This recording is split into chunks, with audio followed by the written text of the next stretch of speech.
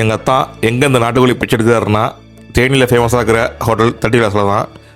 Hi, எல்லாருக்கும் வணக்கம். ரீசெண்டாக எங்கள் அத்தா ஃபேமிலியோட சேர்ந்து வாகமான் டூர் போயிருந்தேன். டூர் போய்ட்டு ரிட்டர்ன் ஊருக்கு வரும்போது தேனியில் இருக்கிற ஃபேமஸான ஹோட்டல் 30 விலாஸில் சாப்பிட்லாம்னு ஐடியா பண்ணியிருந்தோம். அதே மாதிரி நான் வந்த டைம் வந்து ஈவினிங் ஆகிட்டு மதியம் வரலாம் விட்டுருந்தோம். ஈவினிங் ஒரு 4:30 ஆகிட்டு அப்போயும் ஹோட்டலில் சமக்கிறோட இருந்துச்சு. 30 விலாஸ் தேனியில் ஃபேமஸான ஹோட்டலு. தேனி மாவட்டத்துலேயே 13 பிரான்ச் இருக்க ஒரே ஹோட்டல்னால் அது வந்து 30 விலாஸ் ஹோட்டல் தான். இங்கே வர செலிபிரிட்டியே கிடையாது, யூடியூபர்ஸே கிடையாது. ஏன்னா தேனி மதுரையில் ஷூட்டிங் இருக்கிறப்ப ஹீரோ ஆக்டர் நம்ம தமிழ்நாட்டில் அனைவரும் வந்து இங்கே சாப்பிட்ருக்காங்க, பார்சல் வாங்கிட்டு போயிருக்காங்க. ஷூட்டிங்கெலாம் சாப்பாடு இங்கேருந்து போயிருக்குது. ரொம்ப ஃபேமஸான ஹோட்டலு. அங்கே சாப்பிடாமட்டு இருந்தோம். வாகமானில் வந்து 4 நாளாக நம்ம சாதாரணமாக சாப்பிடவே இல்லை. அதனால் வந்தோடனே நான் முதல்ல மீல்ஸ் கேட்டேன். சாப்பாடு வாங்கியாச்சு. நம்ம டிரைவர் நல்லா பிரியாணி வாங்கிட்டாங்க.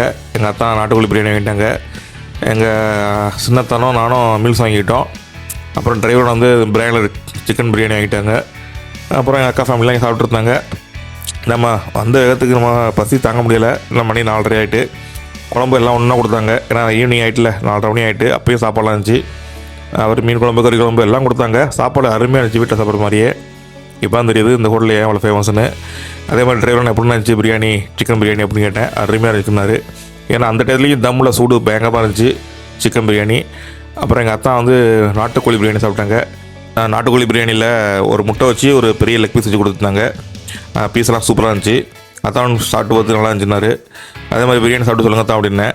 ஏன்னா அந்த டயத்தில் வந்து சாப்பாடு கிடைக்கிறது பெரிய விஷயம். அது எல்லாமே பிரியாணி வித் பீஸு எல்லாமே இருந்திருக்கு. ஒரு 4:30-5 மணி இருக்கும் நாங்கள் சாப்பிட்றப்ப. அந்த டயத்துலையும் கிடைக்கிறது பெரிய விஷயம். அப்புறம் பிரியாணி சூப்பராக இருக்குனாரு டேஸ்ட் பார்த்துட்டு. அப்புறம் தலைகறி வாங்கியிருந்தோம். சின்னத்தனம் நானும் மீல்ஸ் வாங்கிட்டு தலைகறி வாங்கியிருந்தோம். தலைகறி வாங்குற ஐடியா இல்லை எனக்கு அப்படின்னாரு தான். அதெல்லாம் சாப்பிட்டு பார்த்து வீட்டில் சமைச்ச மாதிரியே இருக்குது, நல்லா டேஸ்ட்டாக இருக்குது அப்படின்னாரு.